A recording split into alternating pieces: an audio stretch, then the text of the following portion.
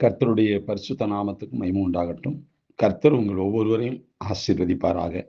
பிரியமானவர்களே, இந்த நாளிலும் தியானத்திற்காக எடுத்துக்கொண்ட பரிசுத்த வேதாகமத்தினுடைய பகுதி யோவான் எழுதின சுவிசேஷம் 4ஆம் அதிகாரம் 22வது வசனம். யோவான் எழுதின சுவிசேஷம் 4ஆம் அதிகாரம் 22வது வசனம். நீங்கள் அறியாததை தொழுது கொள்ளுகிறீர்கள், நாங்கள் அறிந்திருக்கிறதை தொழுது கொள்ளுகிறோம். ஏனென்றால் இரட்சிப்பு யூதர் வழியாய் வருகிறது. நீங்கள் அறியாததை தொழுது கொள்ளுகிறீர்கள். பிரியமானவர்களே, புண்ணிய ஸ்தலம் என்று கருதப்படும் ஒரு கோயிலுக்கு ஒரு கூட்டம் யாத்திரிகர்கள் வந்தார்கள். அந்த கோயில் இருக்கும் பகுதியில் எப்படி நடந்து கொள்வது என்று அவர்களுக்கு தெரியாது.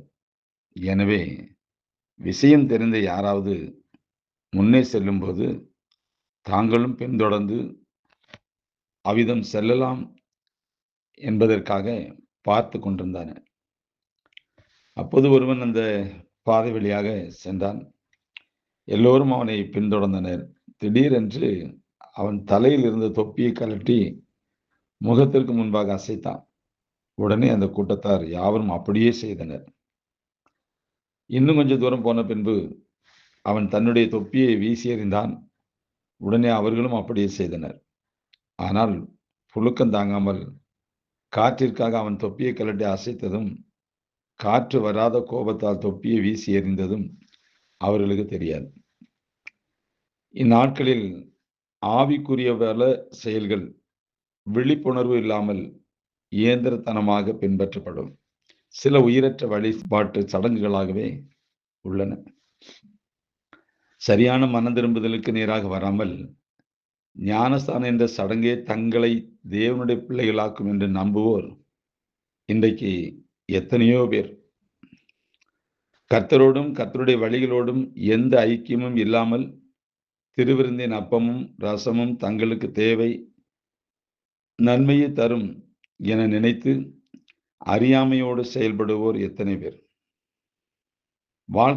வாழ்க்கையாலும் குணாதிசயங்களாலும் தெய்வீக பண்புகளினாலும் அன்பினாலும் தேவ நாமத்திற்கு மகிமையையும் கனத்தையும் சேர்க்க எந்த உணர்வில்லாமலே அநேக துதிகளாலும் ஸ்தோத்திர வார்த்தைகளாலும் அதிக சத்தங்களினாலும் ஆரவாரங்களினாலும் தேவனை மகிமைப்படுத்தி விட்டதாக மூடத்தனமாக நம்புவோர் எத்தனையோ பேர். ஆவிக்குரிய விஷயங்கள் ஒவ்வொன்றிற்கும் வலிமையான நியாயங்கள் உண்டு.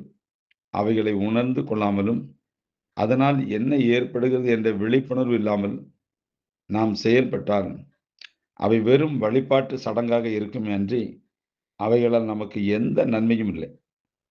நாம் என்னென்ன செய்கிறோம் என்பவைகளை அல்ல, அவைகளால் நமக்கு என்ன நடக்கும், தேவனுக்கு என்ன கிடைக்கும் என்பதே முக்கியம். இறைவழியில் நடக்காதவனின் இறை வழிபாடுகளுக்கும் இறைவனுக்கும் எந்த சம்பந்தமும் இல்லை.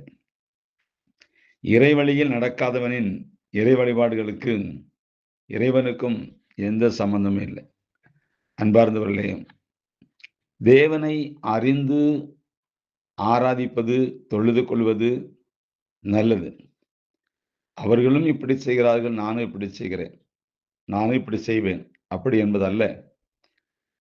நாம் நம்முடைய வாழ்க்கையில முதலாவது தேவன் நமக்கு யார், அவர் எப்படிப்பட்டவர், அவர் என்னிடத்தில் என்ன விரும்புகிறார், நான் என்னை மாற்றிக்கொள்வதற்கு என்ன செய்ய வேண்டும், இந்த வசனம் என்ன எனக்கு கற்றுக் கொடுக்கிறது, இந்த வசனத்துக்கு நான் என்னை தாழ்த்தி அர்ப்பணித்து அதன் பின்பாக அதற்கு நான் கீழ்ப்படிந்து நடக்கும்போது நான் தேவனை மகிமைப்படுத்தும்படியாக ஒரு ஆராதனை செய்தால் அது நிச்சயமாகவே ஒரு ஆசீர்வாதமாக இருக்கும். அவர்களும் ஆடினார்கள், பாடினார்கள், நானும் ஆடுகிறேன், பாடுகிறேன், அப்படி தேவனை மகிமைப்படுத்த முடியாது. எனக்குள்ள உணர்வின் ஆவி வந்து எனக்குள்ள ஒரு மாற்றம் உண்டாகி எனக்குள்ள என் சுபாவங்கள் மாறி நான் தேவனை மகிமைப்படுத்தும் போது தேவன் மகிமைப்படுவார். அதுல தேவன் நம்மை ஆசீர்வதிக்கும்படியான அந்த பகுதி காணப்படும்.